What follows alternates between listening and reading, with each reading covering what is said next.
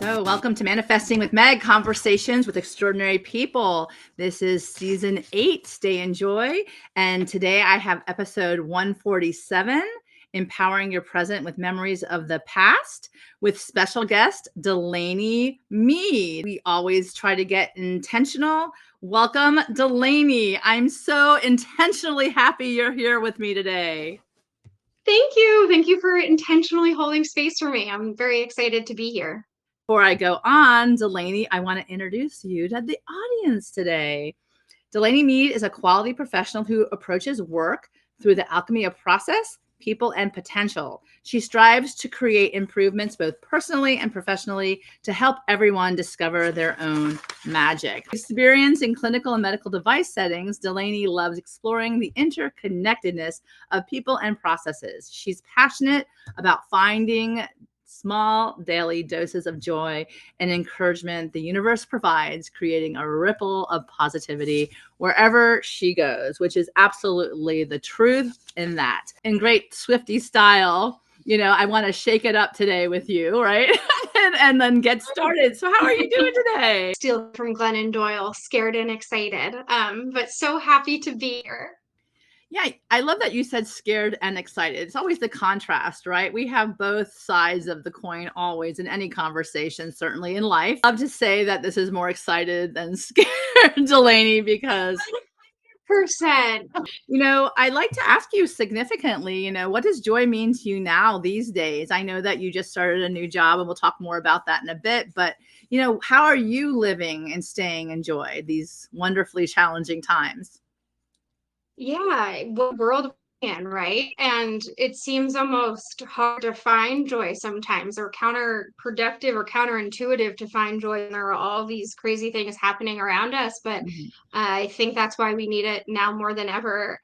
So for me, joy is really finding magic in the mundane, and really training yourself to find that. I have daily doses of joy, which can be as simple as the tomato growing in my garden finally turned red.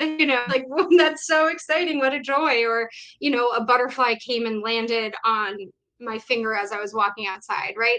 Those tiny little moments of all of those little things that to someone else might just pass them by, but really appreciating the magic and synchronicities of all of the day-to-day things. It's very joyful. Saying that when we look for something, we generally find it. And sometimes people go out into the world very unconsciously and not looking for much of anything but maybe a fight. So when you're actually focused on something like joy and looking for it, it usually shows up on your path, which I love. What is your intention guiding you through this year? Well, Ram Dass has this really wonderful quote, of which I'm sure I'll butcher in some way, but it's something like, you can do it like it's a great weight, or you can do it like it's part of the dance. And so my intention this year is, how am I going to dance? No matter what happens, how are we incorporating this in the choreography of life? And I think that's really my overall intention of make it all a beautiful dance. It's the one dance we got, so make it a good one. I love that you say choreography of life. I think that we try to plan what we want to do and how we express that in the world. And then usually when that happens, I plan, and God laughs and it all just falls into place as far as I'm concerned. However, it's supposed to in many respects. So, I want to say congratulations on your new chapter. Like I said, you jumped, you made a leap. That's exciting. Yes. Was it scary for that as well? Of course, any new change is scary. I spent 6 years in my previous career, so it's a long time to be somewhere, and it's always scary to walk through a different door, but it's just always holding that faith that what is for me will not pass me, and just having the trust in myself and in the universe that now is the time to say yes and it's time to move forward. Okay, sprinkle that pixie dust. And one of the things that I love about you is that we met on our journey to happiness, which is through the Happiness Masters. Congratulations on that too. We just were graduates this past May, and we actually got to meet in person. I'm showing you here. Right back at ya. Thank you. Well, here you are holding your incredible degree in happiness studies at Centenary University. Shout out to Centenary. They just actually got accredited for a PhD in happiness studies now, which is exciting. And then, of course, we have you and your wonderful support of your husband, holding your flowers and celebrating, which is certainly something that is wonderful, life path, is that we celebrate with the people that love us and have supported us on the journey. So, what excites you most now in this season of your life? Oh my goodness. This season is just all about embracing everything. Mm. I think for the first time in my life, I was finally able to really just exhale, and really have faith in both myself and whatever the greater plan is. And for so long, everyone always tells you, trust the plan, trust the plan, trust the plan. And you sit there twiddling your thumbs saying, I'm trusting, I'm trusting, I'm trusting. And you're just waiting for something to change or tick or move. And um, so I think just enjoying the ride and knowing that not everything is mapped out, not everything is going to go according to your mapped out, perfectly pinpointed plan, and just embrace it, right? Like that's really what it's all about. And I think ebbing and flowing with what's happening instead of being caught in what's happening is really this how to live, and it's how I'm living. What inspired your path on into happiness? I'm curious as to you, what inspired you to say a great big yes to that? I think it starts with redefining happiness, and for me it started with redefining happiness of it's not smiley faces and rainbows and sparkles and glitter, and I love all of those things, and those things are very much a part of who I am, but I am also a deeply feeling human being. And so my journey to happiness really started with I love sparkles and rainbows. I'm not feeling that.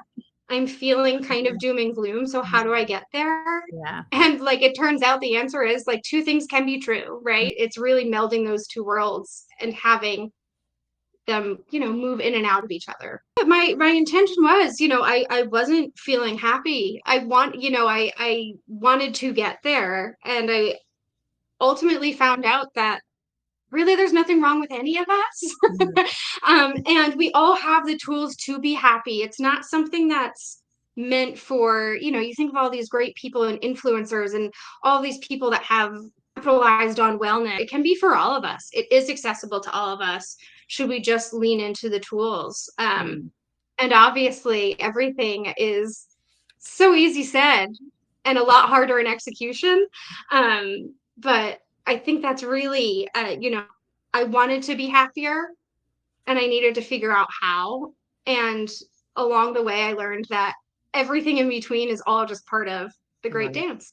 A big fan of the idea that we are free to reach the destiny that we want to, as long as we continue getting up after we're knocked down, dusting ourselves off, and then saying a great big yes to I'm never quitting. I'm resilient. I'm going forward. I love this quote. It's a great one. Sophia Loren, which is a fantastic Italian film artist for all of you filmies out there. I've never tried to block out the memories of the past, even though some are painful. I don't understand people who hide from their past. Everything you live through helps to make you the person that you are now. We all see our past and we sometimes want to hide from it, like, oh, what did I do? Or sometimes we're not very proud of it and we want to relive it over. Perhaps, I don't know. I personally don't want to relive anything in my past over again. But at the end of the day, we learn. And when we learn, we become more of the person that we are meant to be, and those memories certainly are those things that we build a life on. And I think it's a great opportunity right now that we are discussing this. You're starting a new chapter in your life. Let me ask you this, after you embrace the joy of the dance and everything that comes with it, what is it that you are resonating with in this particular area right now?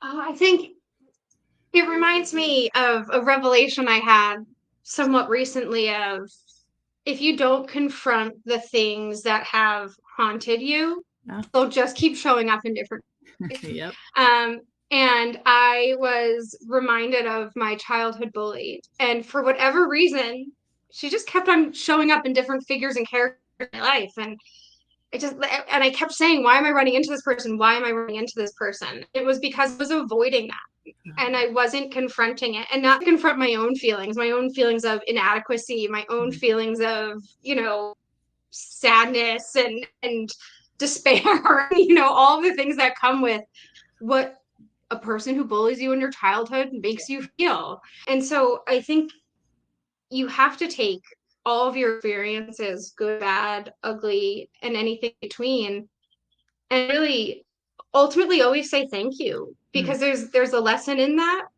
Regardless of how that lesson made you feel, there's a lesson there, and you don't want to lose the lesson and the feelings of it all. That's really powerful that you had a lot of that understanding. I think that the fact of the matter is some people react in shame, you know, oh, what's wrong with me? Like, why is this happening to me? And then I know that we've spoken about this before. It's like, how's it happening for you? Like, how are you showing up? And this is actually something that is going to be a part of your dance and really powering you on forward. Like we were saying before, empowered by those memories, even the bad ones, that, you know, you're strong enough, you get through. Kind of goes to our manifesting magic and the Taylor Swift kind of side of the whole thing. So I asked for my guests to provide inspirational quotes to me, and you gave me this one, of course, because you're a huge Taylor Swift fan. So I'm so glad we're starting out with that. We live in a world where anyone has the right to say anything they want about you and at any time, but just please remember that you have the right to prove them wrong. Taylor Swift. Tell me a little bit about what this means to you. Yes. Well, so when she said this, she was accepting an award, and I think this was during, I don't know, this might have been during her Reputation era, where people were a little unsure of who she was and what she stood for. And I think what made her so powerful and what made this past tour so powerful was she stood in her authenticity of who she is. And she let people form their own opinions about her. And she said, that's great. Now let me show you who I really am. And didn't really waste much time thinking about what everyone else said, because at the end of the day, she knew who she was. And you really got to see the evolution of her, of where all these people's opinions really mattered, to the only opinion that really matters about myself is from me. And I think that's such an important reminder that when you are met with resistance, or, you know, someone shutting you down or saying no or telling you you're crazy, yeah, sure, that's what they think. And at the end of the day, it really comes down to, what do you think? If it's still worth pursuing in your mind, go for it. So we love the fact that you're a big magic manifester, and we love the fact that you bring that to everything you do. And I know that that is kind of unusual for the career you have, but at the same time, it's really a part of the world that you want to invite others to join you in, right? So what does that magic mean to you, and how does that manifest in your life? Yeah, it is funny, right? When you think of like a quality professional, it's someone who is very logistical. They dot I's, they cross T's, they follow directions and make sure you're following them too, right? And leaves very little room for the what ifs and the magic of it all. So that's what we like to do on the off hours. But I think it actually does make a really great partnership, because a lot of dotting your I's and crossing your T's and all of those quality checks, um, that's just checking a box. And for me, I've always lived my life of not wanting to just check a box. And so being able to bring some of that magic into quality, of knowing, like, where is the possibility here? Yeah. Is there something deeper we don't know about? And really leaning in with curiosity has been transformational in my career and in my personal life. Magic is all about leaning into the curiosity, just being able to ask the question, what if? Yeah. And whether it's personal or professional, whether you're dabbling in some manifestation magic, or, you know, just having a bad day and want the possibility of it being better. Yeah. What if? Yeah. I love that. What if? If you just ask yourself that, it could shift your perspective to something bigger and better than keep looking at that door closed. I find people who stare at doors that are closed, if they turn around, they could just see some window open and then walk in that direction. And all the agony and the suffering could have been disposed of, you know? It's just like, throw it aside. But I think that, when you're a Taylor Swift fan, you know that you go through all the errors of her life. And certainly she writes the errors of her life based upon some really big challenges and some literal suffering that she had. And it's been the greatest thing for her. And then now that she's having a moment in time where she's happy, or she presents happy, we're all excited for her and everyone's cheering her on. But I know that, the music and the storytelling certainly inspire you. How so? There's so much possibility in music. And, when you look at the history of music all the way back, Gregorian chant, Yeah, no, it's true. really going all the way back. Music has always been something that has been a little bit sacred, right? There's always been Yeah, something a little magical and mystifying about it. It was to ground us closer. It was to build community. It was to, you know, protest songs, right? Like have yeah, something to fight for and yeah, give us something to fight for. So the history of music has so much potential in it, and through song has shifted culture so much. So music to me has always just been a beacon of hope, yeah, and it's so magical because it does tell stories that aren't always so, picture perfect, yeah. but there's always at the end of it a promise for something more, or a promise for something better. And I think that is the magic of music. And that's the magic of Taylor Swift's catalog, right? There's Yeah. always something new to discover.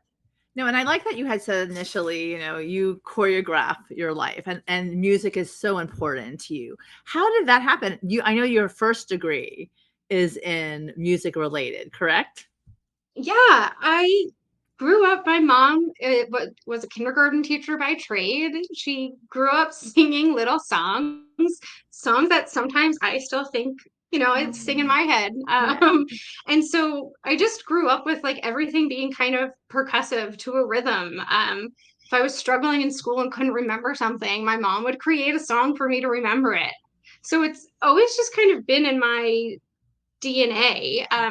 It's really hard for me to sit still and not have some form of sound coming through my head. wow. Whether it's me just hearing it or me having to listen to it, there's always just some sort of musical like heartbeat in me. Yeah. So it's just kind of always been part of who I am. I love that. And we were talking before about the moon and how you've met with groups of people who, under the moon, you release, and then on the new moon, you manifest. And do you do that to music? Do you do like humming circles or do you do drumming circles or anything to that effect? Yeah, it's funny. At every new moon, full moon circle, it always ends in a drumming circle, and it is one of my favorite parts. And it's so magical how that happens. It really is driven by something greater. Everyone joins in slowly and comes, and the chant ebbs and flows, and it's somehow, without anyone guiding it, will just simmer down on its own. It's really a magical experience. And it's in celebration. It's in celebration of what you're releasing or what you want to bring in. It's calling in your angels, your ancestors, your guides, and just really being thankful Yeah. for whatever it is. It's here and it's now, and just screaming to whoever will Right. listen that we are happy just to be. And trying to get our attention when they scream to whatever whoever wants to listen. I love that. And then your second one, and I love this because it takes us to another quote that inspires you. It's called The Uses of Sorrows. In my sleep, I dreamed this poem. And that's Mary Oliver. She says this: somehow or someone I loved once gave me a box full of darkness. It took me years to understand that this too was a gift. Wow. Yeah. And I mean, I think that goes back to Sophia Loren too, right? Yeah.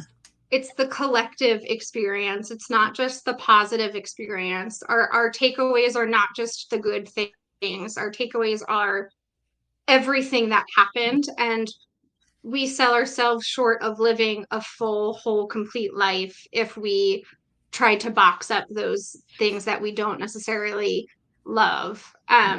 And even the darkest parts of us, whether they're parts of us or something that was given to us, something that happened to us, right? Mm. it's all part of the story, and it's all things that need to be filed away in that, and to be remembered. I had a really tough time in my teenage years. I was different. I didn't really have a whole lot of friends in middle school or high school. I didn't really quite fit in. We grew up going to a Quaker meeting house, and I remember, sitting in silence on Sundays as all my friends were like having fun at it, having breakfast with each other at a sleepover, and I was at church. And I just always remember felt like feeling disconnected, and Mm. like I didn't have a place, both, at school and sometimes at home. I very much felt black sheepy. I'm a middle child, if you couldn't tell. Me too. And Black sheepy, baby. and so my mom would, whenever I would have like a bad reaction to something that was probably like out of left field, would be like, we're going to get ice cream. And I'd be like, and I would have some miserable response to Yeah. it. It was like, oh, here's darkness again, Yeah. right? And it was her way of being able to kind of cue me into my own thought patterns, Yeah. right? Like anything anyone says, I turn into a disaster, right? It doesn't always need to be dark. And so it was funny, it was comical, it was a way to bring brevity to something that was very kind of serious, and that I was struggling through. And now it's just funny.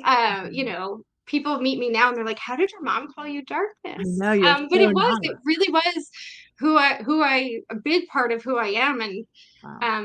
really part of a big reason of why I came to this master's program, right? Can someone who is called darkness get a Wow. master's in happiness?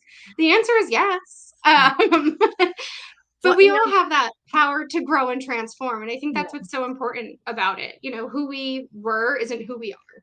We have here the last quote by Andrea Gibson. Rest in peace. She just passed away this last week. Good grief. Let your heart break so your spirit doesn't. Ah, goosebumps. Let me tell you, goosebumps. Tell me what this says to you.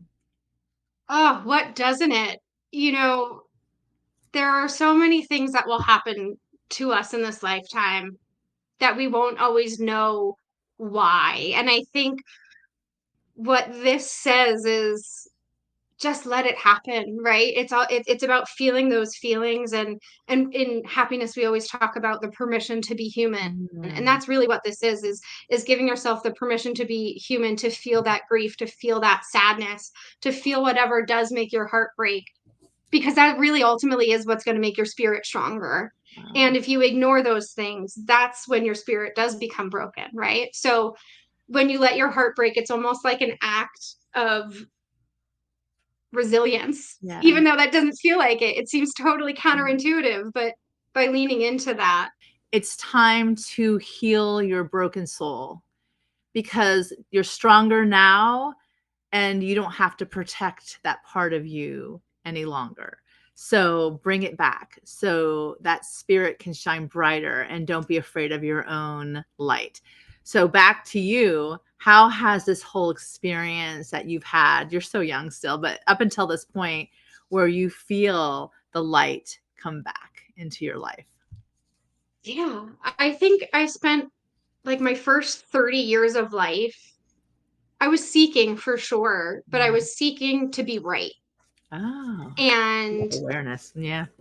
I think now I'm still seeking, I'm still curious, I'm still wondering, but it's not to be right. It's to be kind, it's to be Um, softer, it's to have more understanding. mm, And wow. I think that hardness of always needing to be right didn't allow me to really see all the things I really needed to see. Wow. And so just opening up to that softness has illuminated so much more. So when we're thinking about Taylor Swift eras, what does that look like for you then and now?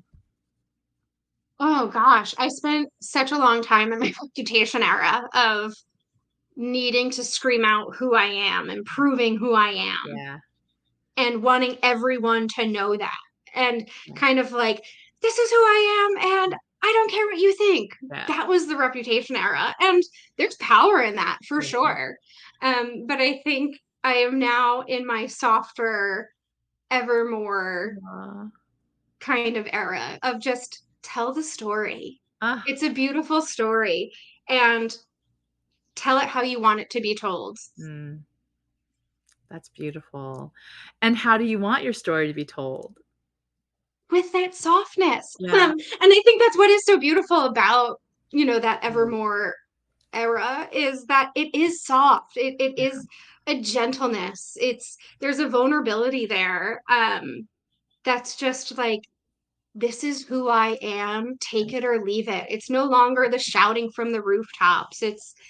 It's just a quiet, gentle knowing, which to me ultimately is what the feminine energy is, right? We don't have to demand, we can just receive.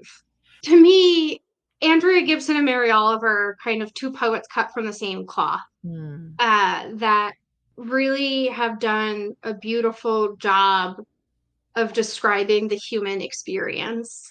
And in the moments of feeling disconnected and misunderstood and mm, alone, they are able to give a light and make you feel not so alone. So for both Mary Oliver and Andrea Gibson, um, they mm. just are a hug A in hug. words. It's stay true to that tender vision of your beautiful heart, right? So And beautiful. you are the only one who knows that story. And Mm, your heart story is meant to be heard. mm, Even in coming on this podcast, it's like, who am I? I'm not, I had imposter syndrome of like, who wants to hear from me? I'm not Meg does. some Meg does. in I'm not some influencer. And I started rattling all of these reasons in my head of like, why not me? And I had to change that to like, why me? Yeah, Right? Like, we all have a story to tell. And I tell everyone all the time their story matters. yeah, So why was I discrediting my own? And yeah. I think that really is my ultimate life work of everyone has a purpose, everyone has a story, and they're all meant to be told. What message do you want the listeners to take away from our conversation today? Oh. How are you going to dance? Ah, Right? If yeah. it's all just one big dance, how are you going to dance? Oh, I love that. And, I always look to those people who have a different walk through life, and that, I want to know, you know, perhaps what are those things that you can offer that help me shift my perspective to something of service, and, the catalysts that maybe are like those clues in the world that I need to become a better person. So, how do you make a difference in your own life to bring around real change? Because I know that what you do may be technical on one side, but the people that you serve, that's another whole ball of wax, certainly. Yeah. And at the end of the day, there are boxes to be checked, and I'll always check them to make sure I have a job. Right. Yeah. But that's the work that doesn't really, not that it doesn't matter, but that's not the most important work to me. The most important work to me is that the people around me feel supported, that they feel like there's someone to trust, there's someone to ask, um, and Yeah. that there's someone to lean into the curiosity with. I don't claim to know all the answers. I don't have all of the answers. I will gladly help you find them though. Yeah. And just being able to show up as a partner to people and meet them where they're at, I think that is the greatest life work. Outside of the interview today, I asked you to get super intentional about your why you, right? Why me? Why you? And basically set your intention and then pick a number in the magical guide for synchronistic purposes. I like to be like surprised, but go ahead and do it. So, what was your intention today? My intention was to continue to choreograph the dance, even if we needed a little improv along the way. Always a little. Um, It makes it more exciting. I know. And I picked the number 62. Page number 62. Are you bringing love to this world? Oh, God doesn't look at how much we do, but at how much love we do it with. oh, Mother Teresa. oh, man. Oh, that's beautiful. So Yeah. I think if you are going to dance, you kind of do need to do it with love, no? Yeah, I think Otherwise, so. that's a really bad dance. Yeah. There was there was a webinar I was on the other day, and he was talking about perennial philosophy and the interplay of different dogmas, or certainly religions, and how they impact our lives. And at the foundation of every one is love. And it came to light because you're a big music person. I recalled Victor Hugo's Les Mis, the miserable ones, right? Les Miserables. And he says, to love another person is to see the face of God. So if you truly want to be in this world, your spirit bright, if you don't start from a place of love, loving yourself, certainly, and loving others, then you're missing the whole point of this once around. So I'm going to throw it back to you. How are you going to incorporate love as you choreograph this next chapter of your life? So I think choreography, and in music and in dance, the part no one really talks about, what makes it so special, is the space, the empty space in between the things that are happening. Mm. And for me, that's very much like Viktor Frankl of there's space between the stimulus and the response. And so before you just go out and bust the next move, Yeah. make sure you're taking that space and making that pause and doing the next move with love, right? Love it. That's the ultimate goal. Find the next move and do it with love. So the next move for all of us is to connect with you off this. Where can people find you? I know that you have a really wonderful Instagram feed. Anytime I need a hit of happy, I go find Delaney's stories or her posts on Insta. So tell us where we can find you if people are wanting, more information as to your brand of choreography, perhaps. Where can they find you? They can find me on Instagram, Delaney Meade, DDDELANEYMEADEEE for fun. Got to add the extra letters there. Absolutely. And then connect with me on LinkedIn. Those are the two best spots to find me. I'm curious, what is your next once around? What's your next journey? What's it look like for you? Oh, right now I'm still in my exhale. I am enjoying my new start. And I always like to leave a little room for the magic, for the unknown. And somewhere I always say, I'm just putting it out there. If the Philadelphia Eagles need a chief happiness officer, Yes, I yes. know how to say go birds, and I know how to spell Eagles correctly. I will say, if you can get to the beach in the summer, I learned this from Pam Grout. She's the author of E Squared, and she's an amazing manifester. She says, write your wish in the sand and let the ocean take it away. I love So that. yes, so that dream will come to fruition. I believe it. That, back to the beginning, how are you going to stay in joy this year? We're going to keep dancing, Meg. Yeah. So what is one thought, mantra, gift, word you want to leave their listeners with as inspiring for us? Oh, inspiring is, it just all goes back to dance. Dance like no one's watching. Yeah. Dance like you know what you're doing. Dance like you don't know what you're doing. Just keep moving and make it joyful. It can be a great weight or it can be a dance. Morning, when you wake up, do you turn that music on and you just go to town dancing to start your day off?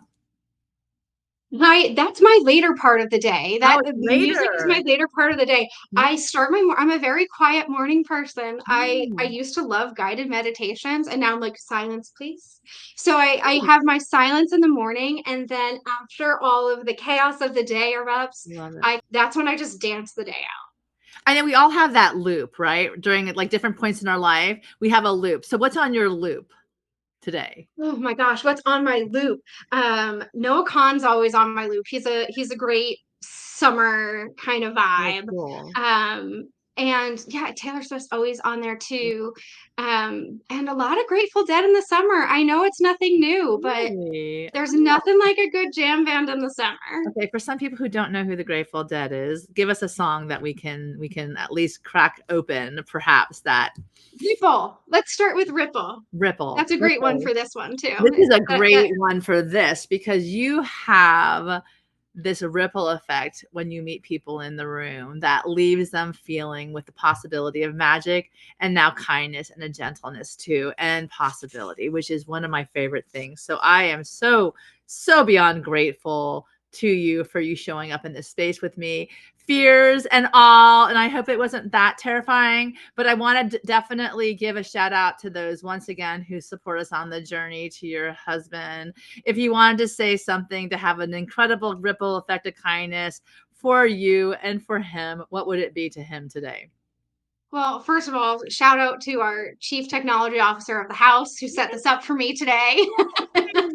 Great job. Awesome. uh, and despite his, sometimes non-working knee, he's the best dance partner I've ever had, and wouldn't ask for a better one in this lifetime. So For all of you out there, if you're in a relationship, maybe grab their hand and start dancing, because then you'd have a smile like the both of them have on their faces today, which is definitely something that we all need. And I'm sure it starts from a place of love for sure. yes, nothing but. Nothing but. So this is our season 8 Stay in Joy. Once again, this is episode 147, empowering your present with the memories of your past.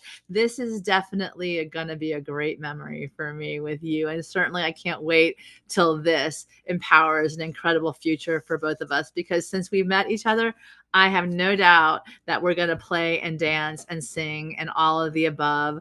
And keep doing you. You inspire so many on the path, and we all are better off having known you, Delaney. So thank you for all that is you. I am so grateful that I crossed paths in a hat group and I got to know you better. So I'm a lucky girl. There you go. So blessed to know you. Thank you. So final word goes out to you. What would you like to say? Leave us off.